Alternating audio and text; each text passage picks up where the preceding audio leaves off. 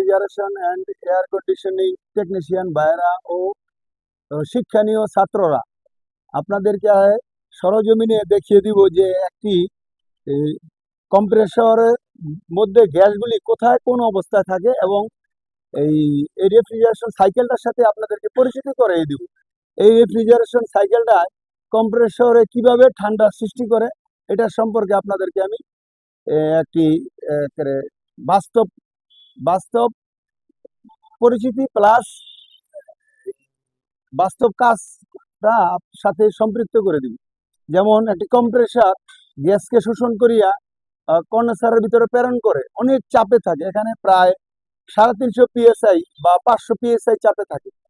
এই 500 PSI চাপের থেকে এটা আবার একটি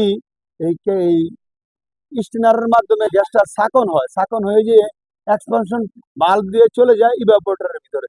ইভাপোরেটরের ভিতরে যে এটা কি হয়, এই ফুটতে থাকে, ফুটে এটা বাষ্প হয়, বাষ্প হয়ে আবার পুনরায় কম্প্রেসরের ভিতরে কম্প্রেসর টেনে নিয়ে আসে। এই যে চক্রটা, এই চক্রটা আপনাদেরকে পরিচিত করিয়ে দিব। হ্যাঁ, তাহলে এখন আমরা পরিচিতি করিয়ে দিই। এই এখানে আমরা এই যে আসতেছে এটা হচ্ছে কম্প্রেসর, এটা হচ্ছে কম্প্রেসর।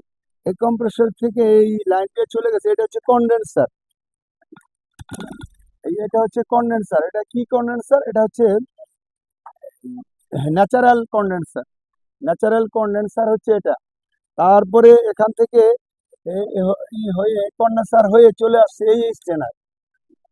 এই স্টেনার এটার ভিতরে গ্যাসটা পরিশোধন হচ্ছে, হয়ে এই ক্যাপিলারি টিউব দিয়ে এটার ভিতরে চলে গেছে ইভাপোরেটরের ভিতরে। এটা হচ্ছে ইভাপোরেটর। এটা হচ্ছে ইভাপোরেটর। এখানে ইভাপোরেশন প্রক্রিয়া থেকে ইভাপোরেটর হয়। এখানে এই যে রেফ্রিজারেশন সাইকেলটা, একটা রেফ্রিজারেশন সাইকেলে কি কি কয়টি যন্ত্র থাকে? আপনার 5টি যন্ত্র থাকে: compressor, condenser, স্টেনার, capillary tube, evaporator. এই 5টি যন্ত্রের মাধ্যমে রেফ্রিজারেশন সাইকেল সম্পূর্ণ হয়। তাহলে এই সাইকেলটার সাথে আপনাদেরকে পরিচিতি করিয়ে দিলাম। হ্যাঁ, এখন এই সাইকেলটা কিভাবে কার্যক্রম করে তা আপনারা দেখেন। এই কম্প্রেসর থেকে এটা হচ্ছে কন্ডেন্সারের লাইন, আর এটা হচ্ছে ইভাপোরেটরের লাইন। আপনাদের কি কিছু জানার থাকলে আমাকে কমেন্টসে এবং শেয়ার, লাইক, সাবস্ক্রাইব করেন। আবার আপনাদের সাথে দেখা হবে নতুন ভিডিও পাওয়ার জন্য। যা যা করার করেন। আসসালামু আলাইকুম।